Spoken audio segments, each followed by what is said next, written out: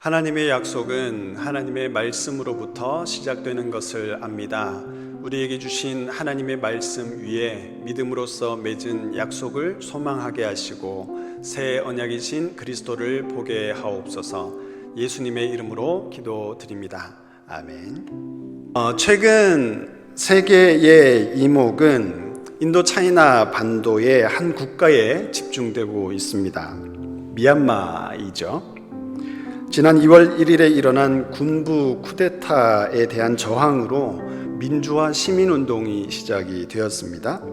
그리고 이에 대해서 강경 진압을 군부가 시작하게 되었고 그에 따라서 사망자가 속출하고 있습니다.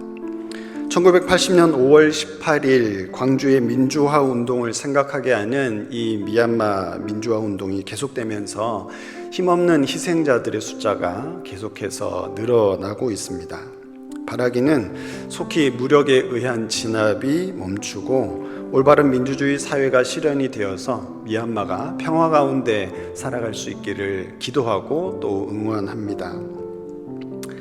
이 미얀마 사태는 최근의 예이기는 하지만 우리의 역사에는 이런 갈등들이 종종 나타나고는 합니다.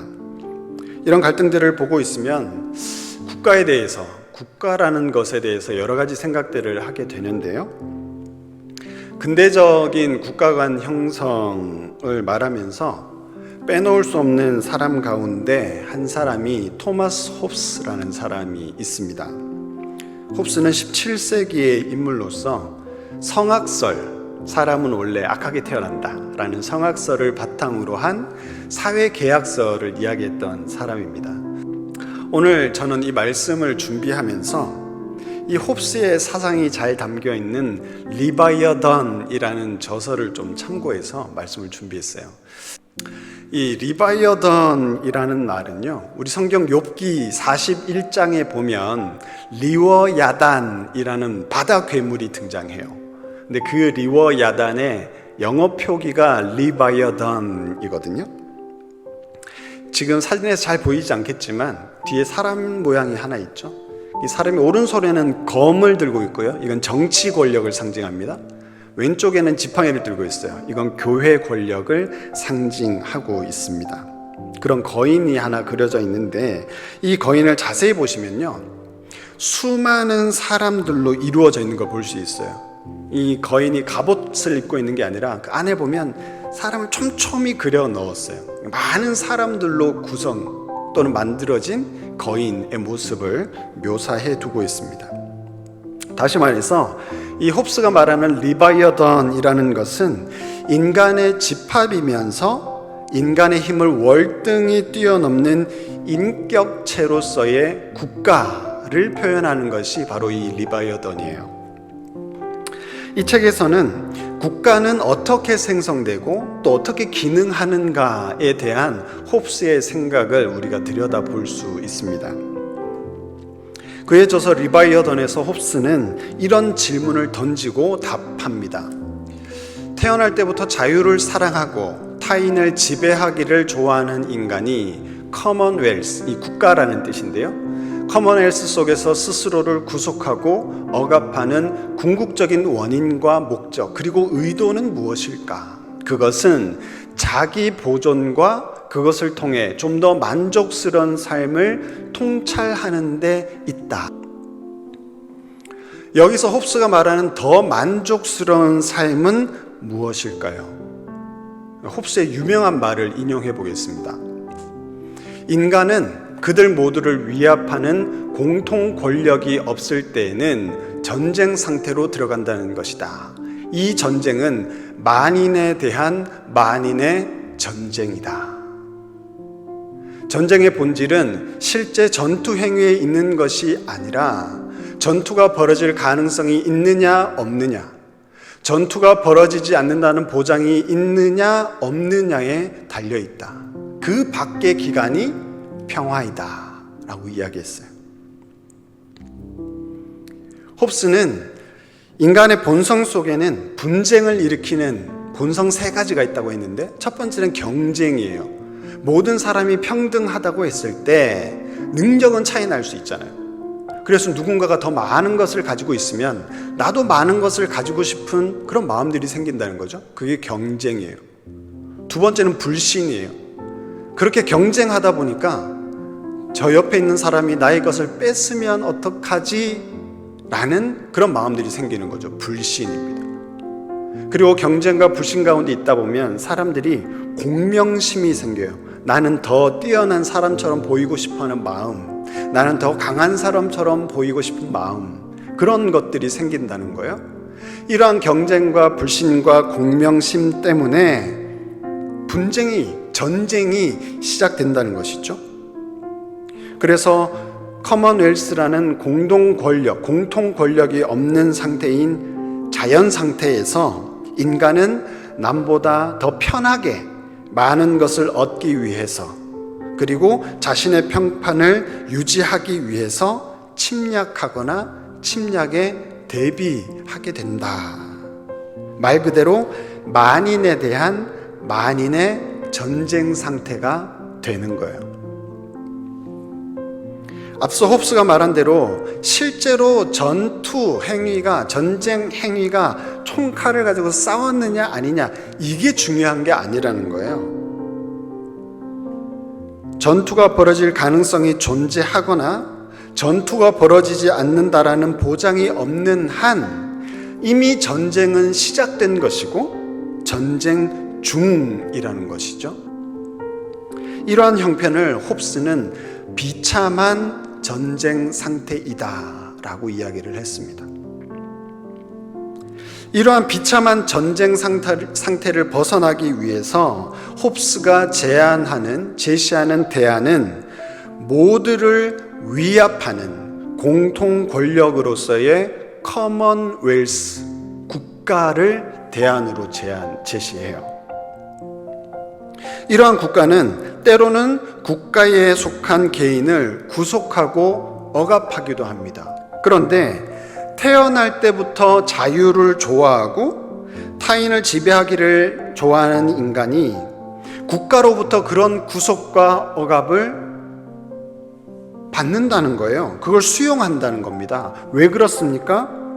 적어도 그 공통 권력 속에 있을 때 가장 자신을 잘 보존하고 또 비참한 전쟁 상태를 벗어날 수 있는 만족스러운 삶을 살아갈 수 있기 때문에 기꺼이 그런 억압과 구속을 수용한다라는 거예요. 중요한 얘기는 그런데 이제부터예요. 홉스가 만인에 대한 만인의 전쟁 상태를 벗어나기 위해 제시한 것은 커먼웰스, 국가입니다. 그런데 그 커먼웰스, 그 국가가 무엇에 바탕을 두고 성립이 되는가 하는 것이 오늘 제가 말하고자 하는 이야기의 핵심이에요. 한 번 더 홉스의 말을 인용하겠습니다. 커먼웰스의 정의를 홉스는 이렇게 이야기해요. 그것은 많은 사람들이 서로 신약을 맺어 세운 하나의 인격으로서 그들 각자가 그 인격이 한 행위의 당사자가 됨으로써 그들의 평화와 공동 방위를 위해 가장 적합하다고 판단되는 바에 따라 모든 사람의 힘과 수단을 그 인격이 사용할 수 있도록 한 것이다. 중요한 것은 홉스가 커먼웰스라는 국가가 많은 사람들이 맺은 신약, 약속의 결과물이다 라고 말한 것이 중요한 내용이에요. 우리가 살아가는 국가를 한번 생각해 보십시오. 우리의 나라를 한번 생각해 보세요. 우리의 나라가 뭐예요? 국가의 정체를 여러분들은 뭐라고 이야기하겠습니까? 정부인가요? 그렇지 않습니다. 그러면 우리 또 국민 개개인 한 사람 한 사람인가요? 그렇지도 않아요. 사실상 우리가 살아가는 사회 또는 국가라는 것은 약속이라는 바탕 위에 세워진 거예요. 국가가 나의 안전을 책임져 줄 것이라는 믿음, 더 이상 비참한 전쟁 상태에 있지 않고서도 나를 살아가게 할 것이라는 믿음으로써 맺은 약속 위에서 우리가 국민이 된 거예요.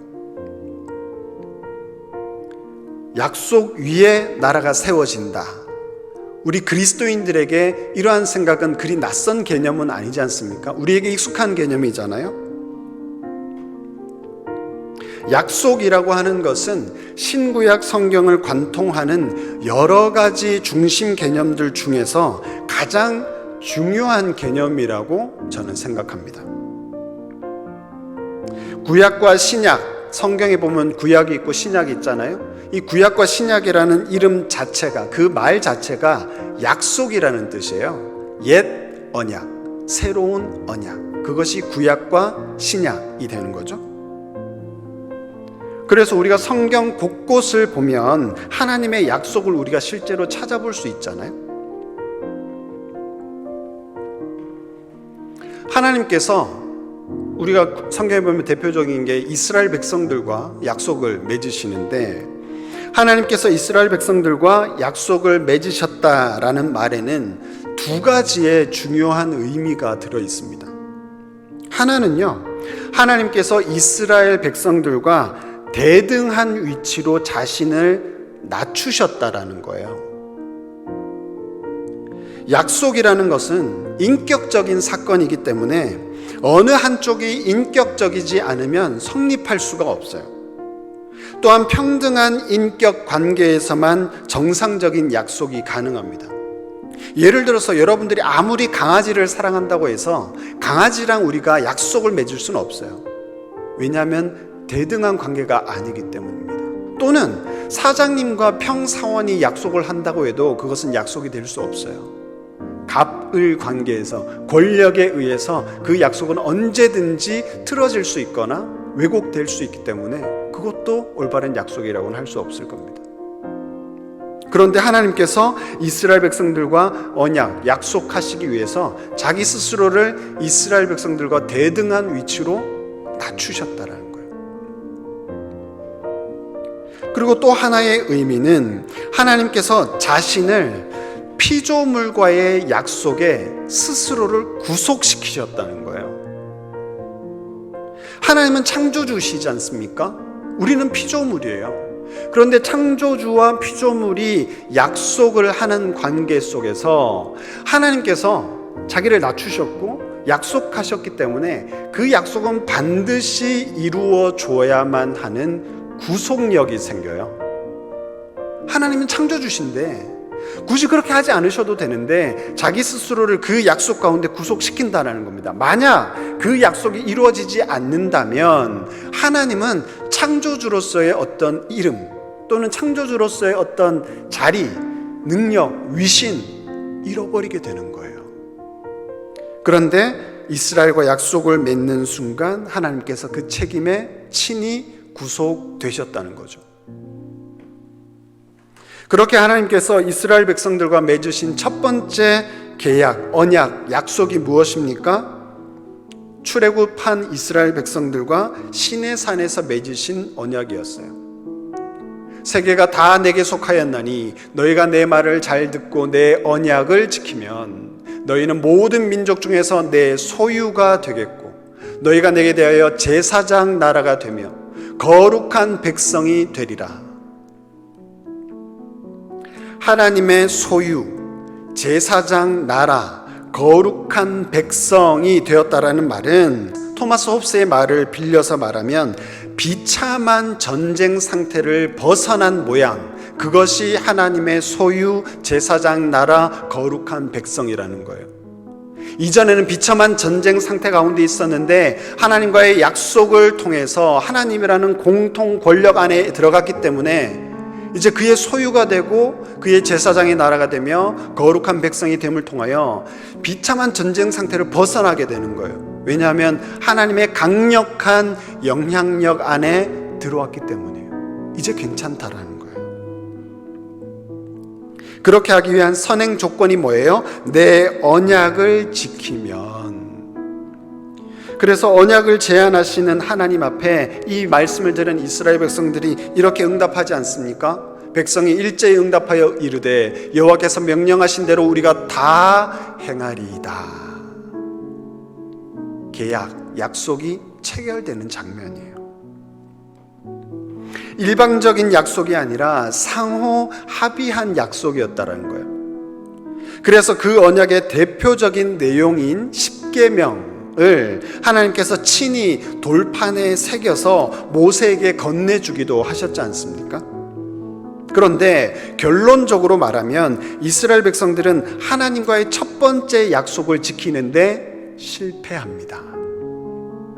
광야를 지나 약속의 땅인 가나안 땅에 도착한 이스라엘 백성은 하나님을 떠나서 가나안 땅에 있었던 토착 우상 신들을 섬기는 등의 계약 위반 행위를 서슴없이 저질러요. 홉스가 말한 대로 신약, 약속이라는 것은 상호 신뢰를 바탕으로 하는데 그 신뢰가 깨어져 버린 거예요.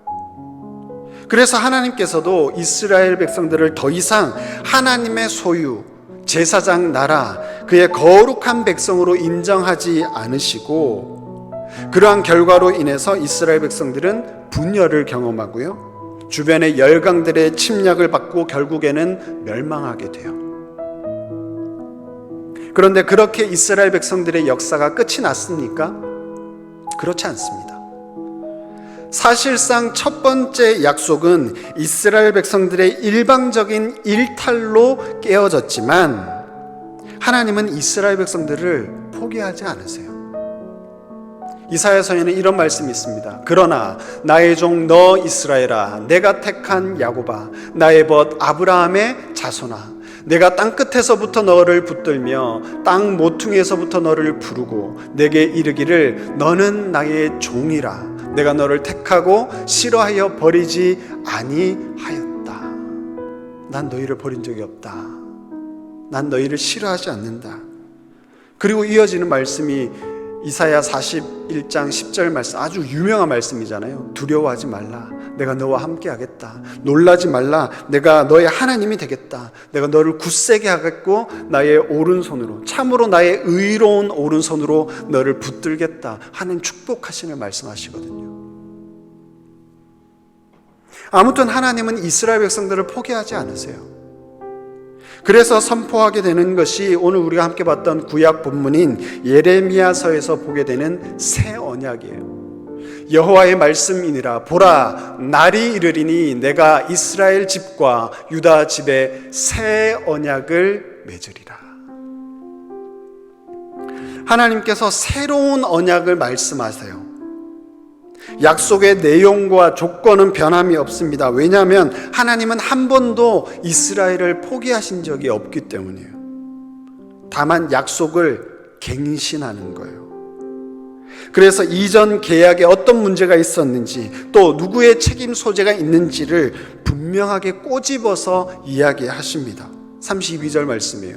이 언약은 내가 그들의 조상들의 손을 잡고 애굽 땅에서 인도하여 내던 날에 맺은 것과, 첫 번째 언약을 말하죠. 그것과 같지 아니할 것은 내가 그들의 남편이 되었어도 그들이 내 언약을 깨트렸습니다. 내가 그들의 남편이 되었다는 것은 그 언약이 가지고 있는 어떤 순수성을 말하는 겁니다. 신뢰, 상호 신뢰 가운데 쌓여졌던 언약이었다는 것을 이야기하는 거예요. 그리고 나름의 개선안도 포함시키셨어요. 33절. 그러나 그날 후에 내가 이스라엘 집과 맺을 언약은 이러하니 곧 내가 나의 법을 그들의 속에 두며 그들의 마음에 기록하여 나는 그들의 하나님이 되고 그들은 내 백성이 될 것이라. 첫 번째 언약은 하나님의 계명을 돌판에 새겨 주셨어요. 그런데 두 번째 언약은 돌판에 새기는 게 아니라 그 언약의 피대상자들의 마음속에 새겨졌다는 거예요. 이게 무슨 말입니까? 이 언약이 영원하다는 말이에요. 어떤 돌덩이에 새겨진 것도 너무나 오래 가지만 결국 태화되고 풍화되면 사라지잖아요. 하지만 마음속의 새김을 통해서 이 언약이 영원하다라는 것을 하나님께서 천명하시는 거예요. 그렇게 영원한 약속의 핵심이 뭐예요? 나는 그들의 하나님이 되고 그들은 내 백성이 될 것이라. 이 예레미야 선지자에 의해서 예언된 새 언약이 어떻게 성취가 됩니까? 예수 그리스도를 통해서 성취되는 거예요. 오늘 우리가 함께 봤던 히브리서 본문의 히브리서 설교자는 너는 내 아들이니 내가 오늘 너를 낳았다라고 하는 시편 2편의 말씀을 인용하면서 예수님께서 하나님의 아들이심을 선언해요. 예수님이 하나님의 아들, 아버지와 아들의 관계라는 것은 신학적으로는 많은 이야기를 해야 하지만 간단하게 말하면 정체성이 다르지 않다라는 것을 표현한 것이라고 생각하시면 돼요. 예수님이 하나님의 아들이라는 말은 예수님이 곧 하나님이시다라는 것을 표현한 말입니다. 그런 하나님과 동일하신 예수님께서, 예수 그리스도께서 하신 일이 무엇입니까? 히브리서 5장 8절에서 9절 말씀이에요. 그가, 예수님께서 아들이시면서도 받으신 고난으로 순종함을 배워서 온전하게 되셨은즉 자기에게 순종하는 모든 자에게 영원한 구원의 근원이 되시고, 예수님께서 십자가의 고난으로 구원의 근원이 되셨습니다. 구원의 근원이 되셨다는 말은 예레미야 선지자가 예언했던 그 새 언약이 성취되었다라는 말이에요. 그리고 복음서의 본문인 요한복음에서는 그 사실을 좀 더 극적으로 우리에게 보여줍니다. 예수님께서는 자신을 찾아온 제자 안드레와 빌립과의 대화에서 예수님의 고난에 대해서 말씀을 해주세요. 그때 예수님의 고난 또는 예수님께서 장차 당하실 일들의 상징적인 메타포가 바로 한 알의 밀알이에요. 한 알의 밀알. 땅에 떨어져 죽을 때에야 많은 열매를 맺는 한 알의 밀알. 새 언약이신 예수님께서 그 언약의 성취를 위해서 십자가에서 내가 죽어야 할 것임을 너무나 분명하게 말씀하신 거예요. 십자가의 죽음을 받아들이는 것이 예수님에게 결코 즐거운 일은 아니었습니다. 예수님께서 이렇게 말씀하세요. 지금 내 마음이 괴로우니 무슨 말을 하리요? 아버지여 나를 구원하여 이때를 면하게 하여 주옵소서. 그러나 내가 이를 위하여 이때에 왔나이다. 내가 너무 괴로워서 지금 말조차 할 수가 없다. 아버지, 나를 구원하여 이때를 면하게 해 주십시오. 예수님의 절규는 그 고통이 어떠했을지를 우리에게 너무나 잘 보여줍니다. 그런데 그럼에도 불구하고 예수님께서 십자가의 죽음을 담담히 받아들이신 이유가 뭐예요? 내가 이를 위하여 이때에 왔나이다. 바로 하나님께서 우리와 맺으신 새 언약의 성취를 위해서 예수님은 그 십자가를 담담히 받아들이시는 거예요.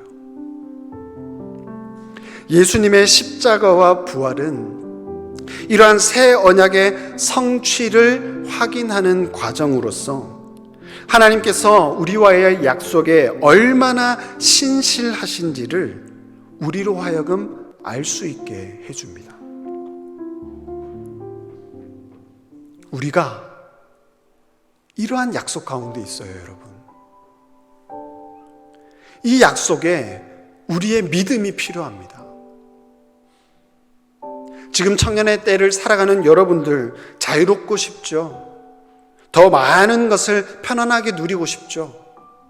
모든 사람들에게 주목받고 싶죠? 미안하지만 하나님과 맺은 약속이 아니라면 여러분들은 결코 그렇게 살아갈 수 없습니다.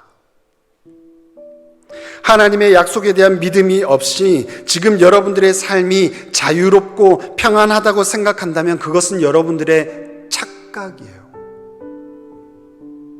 여러분들은 전쟁 상태에 있을 뿐입니다.